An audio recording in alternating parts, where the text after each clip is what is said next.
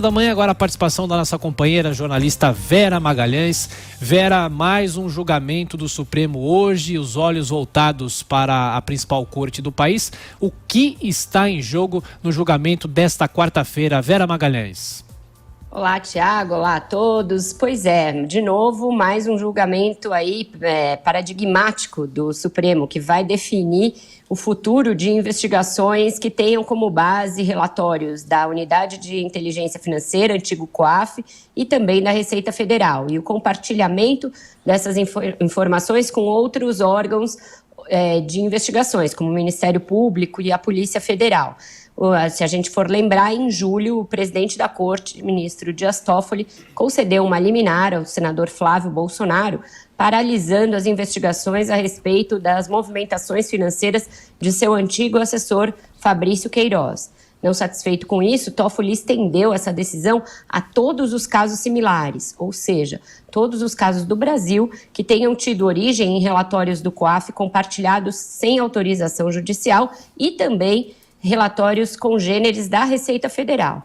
Isso abrange, Tiago, mais de 900 casos, mais especificamente 934 casos em todo o Brasil estão paralisados à espera dessa decisão de hoje, em que o Supremo vai se debruçar sobre o mérito dessa questão apontada por Toffoli. Afinal, para que esse compartilhamento exista, é necessária uma prévia autorização judicial? Até aqui vigorou o entendimento de que não, de que o COAF era justamente um órgão de subsídio a investigações de eventuais crimes financeiros. Então, portanto, ele existe única e exclusivamente para municiar outros órgãos que têm a função de investigar de informações. Portanto, a sua informação prestada a esses órgãos não caracterizaria quebra de sigilo bancário, da mesma maneira que a Receita tem portarias e normas e leis que regulamentam a sua existência para que ela possa compartilhar dados com outros órgãos sem que isso configure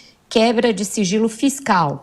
Então, é sobre isso que o Supremo, bastante dividido, vai se debruçar. Alguns ministros acham que tem de haver uma limitação, algum tipo de regulamentação a esse respeito, porque acham que está muito informal a maneira como esse compartilhamento é feito. As gravações da chamada Vaza Jato mostram que os procuradores tinham o hábito de solicitar informações ao COAF e à Receita de pessoas das quais eles desconfiavam, de uma maneira bem informal. Vai lá e pede para o Roberto Leonel checar essa pessoa, que isso é um procedimento abusivo, não pode ser feito, tem de haver um trâmite seguro para essas informações, tem de haver uma restrição a quem pode acessar essas informações, e eles deverão discutir também o tipo de informação que pode ser compartilhada sem que isso precise de autorização judicial. Se só uma informação global sobre o valor e genérica, e aí para um relatório mais detalhado seria preciso autorização judicial. Ou seja, as liminares tais como elas estão hoje, sustando toda e qualquer investigação, devem cair, mas algum tipo de limitação a esse compartilhamento vai ser aprovado. O Procurador-Geral da República se manifestou nesse caso ontem. Augusto Aras disse que tem de ser mantida a possibilidade de compartilhamento total de dados, porque a restrição a isso significaria que o Brasil teria restrições em acordos globais, na obtenção de empréstimos em organismos internacionais, na nota de rating em agências internacionais, porque passaria a ser visto como um país que não combate crimes financeiros, que impõe barreiras à investigação de crimes fiscais e financeiros, algo que afasta investimentos, afasta também a possibilidade de que a gente tenha cooperação de órgãos de investigação de outros países do mundo. Lembrando que isso foi fundamental na Lava Jato. O fato da gente ter acordos de cooperação, por exemplo, com o Ministério Público da Suíça, permitiu que os dados do Eduardo Cunha viessem para cá e municiassem a ação contra ele. Se os outros países passarem a entender que o Brasil é um país que blinda os crimes financeiros e os crimes tributários,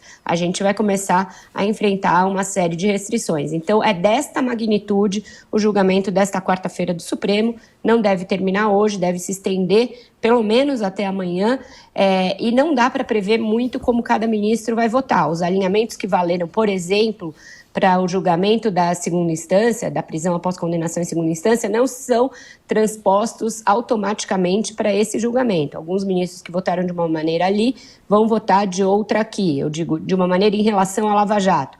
Uns a favor e outros contra, grosso modo aí de analisar. Enfim, vai ser importante acompanhar e vamos ver como é que eles vão lidar com isso, que diz respeito ao futuro de todas as investigações que tenham como base a suspeita de crimes financeiros e crimes tributários. Tiago. Julgamento importante que a gente vai certamente acompanhar. Agora, Vera, na sua coluna de hoje, você disse que esse deve ser o último julgamento polêmico de 2019. Chega de polêmica esse ano, será? Pois é, Adriana, os ministros mesmos estão achando que sim. Eu conversei com 2 deles ontem e ouvi que chega de julgamentos traumáticos esse ano. Um deles me disse: estamos correndo uma maratona num ritmo de 100 metros e isto não é bom.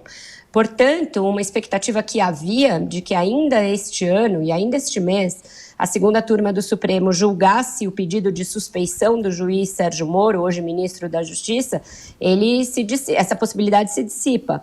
Esses mesmos ministros me disseram textualmente, quando eu perguntei, que não deve ser levada a segunda turma a suspeição de Moro. O HC da defesa de Lula que argue a suspeição do ex-juiz Sérgio Moro com base naqueles vazamentos da Vaza Jato. Eles entendem que é muita polêmica justamente para um ano em que o Supremo já teve um protagonismo exacerbado. Só lembrando, tem esse caso do COAF, tem o caso da segunda instância, teve o super inquérito do Supremo nas mãos do ministro Alexandre de Moraes, que dispôs aí sobre vários casos de fake news, a discussão dos hackers. Então foi um inquérito muito controverso, bastante polêmico, e os ministros estão dispostos a passar a régua em 2019 e passar logo para as comemorações de fim de ano. Eu perguntei se isso tem a ver, se é uma resposta à grande pressão social que eles estão sofrendo, com manifestações pedindo impeachment de alguns ministros, como Gilmar Mendes, e outras pedindo a prisão após condenação em segunda instância.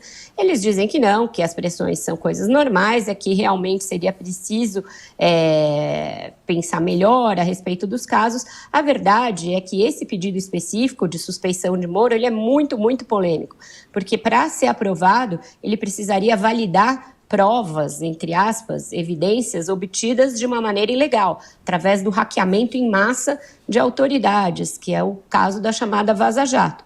Aparentemente não existe consenso na turma para que se utilize esse tipo de indício, esse tipo de evidência como prova. O ministro Celso de Mello deve ter dado sinais de que não está propenso a acatar esse uso, então melhor é deixar esse caso para lá, lembrando que Lula já foi beneficiado pela decisão do Supremo que acabou com a possibilidade de prisão após segunda instância. Então a pressão para que se julgasse esse HC arrefeceu um pouco. Os ministros devem deixar o caso para 2020 ou, quiçá, nem voltar a analisá-lo. Adriana, Tiago. Bom, Vera Magalhães, estaremos se acompanhando na programação da Jovem Pan e, claro, hoje também a Jovem Pan durante todo o dia acompanhando esse julgamento no Supremo Tribunal Federal.